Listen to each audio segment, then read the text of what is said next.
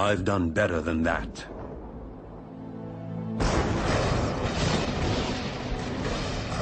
You'd think you'd know his name. Every time you switch on a light or turn on your radio, his contributions are as far-reaching as those of Albert Einstein, Isaac Newton, or even his nemesis, Tom Edison.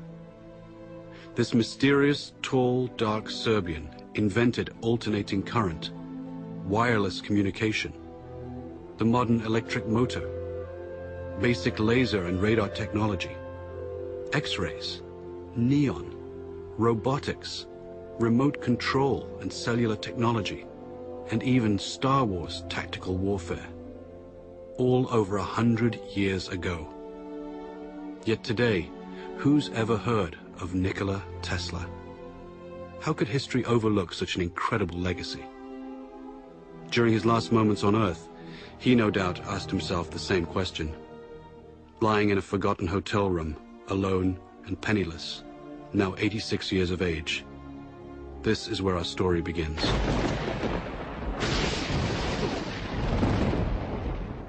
On that final night in January 1943, Nikola reflected on his life in near delirium.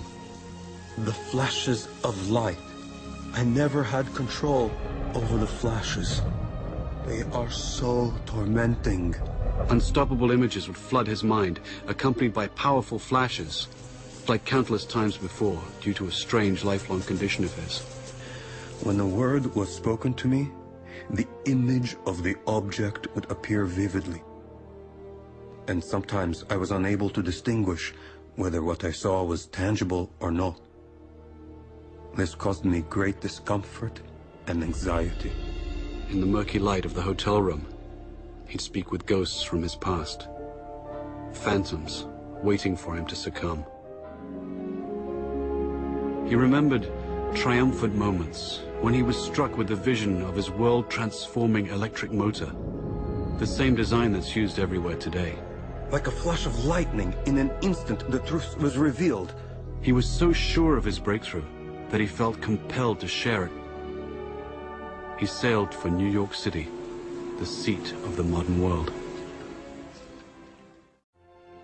Soon he'd become the quintessential American success story, transforming himself from a penniless immigrant into a legend of his time. The glitterati of New York's finest would flock to his laboratory to witness the spectacular high-voltage demonstrations. Notables such as Mark Twain, John Muir, Sarah Bernhardt, Stanford White, and Teddy Roosevelt, and many others attended. But one person not present was his ruthless competitor, Thomas Edison. Nikola would recall the war of the currents, AC versus DC power. At the time, the electrification of the world was at stake. Alternating current's too damn dangerous. He's using tens of thousands of volts. DC only uses hundreds. Sure, you can see the danger. Nikola Tesla. A man who could never take a joke. There was only one kind of power system that could feed cities all over the country that would allow Edison's incandescent bulbs to burn brightly, and Nikola had it. Tom Edison fought against it, tooth and nail. Hell, there are no rules here. We're trying to accomplish something. The bitter Edison would even resort to electrocuting stray animals, including a rogue elephant, to incite public fear of Tesla's AC system. But Tesla would ultimately triumph over Edison by electrifying the Chicago World's Fair in 1893. It was a smashing success. Then, he and partner George Westinghouse created the world's first hydroelectric system at Niagara Falls.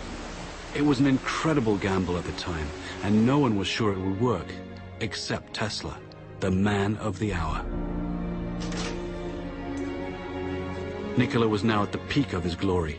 He took to wearing formal clothes and wearing white gloves when starting experiments. He was a mystic who wrote and recited poetry and could speak 6 languages, yet he couldn't help his idiosyncrasies. People had no idea that he battled hallucinogenic episodes daily. I have seen all the air around me filled with tongues of living flame. Their intensity, instead of diminishing, increased with time. He was also described as a maniac for cleanliness and would avoid handshakes and fought an array of deep-seated phobias and compulsions. All repeated acts or operations I performed had to be divisible by 3, and if I missed, I felt impelled to do it all over again, even if it took hours. He learned to control his runaway mind with supreme discipline. Tesla's unquenchable fire drove him onward.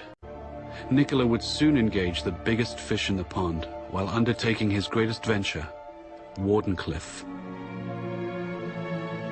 This fantastic structure was the very culmination of Tesla's vision to create a worldwide communication system for sending sound and pictures. The primary goal was to beat Marconi for the honor of delivering the world's first transatlantic wireless signal. By no accident, Tesla's grand project was to be financed by the devil himself, J.P. Morgan. You're a strange man indeed, Tesla.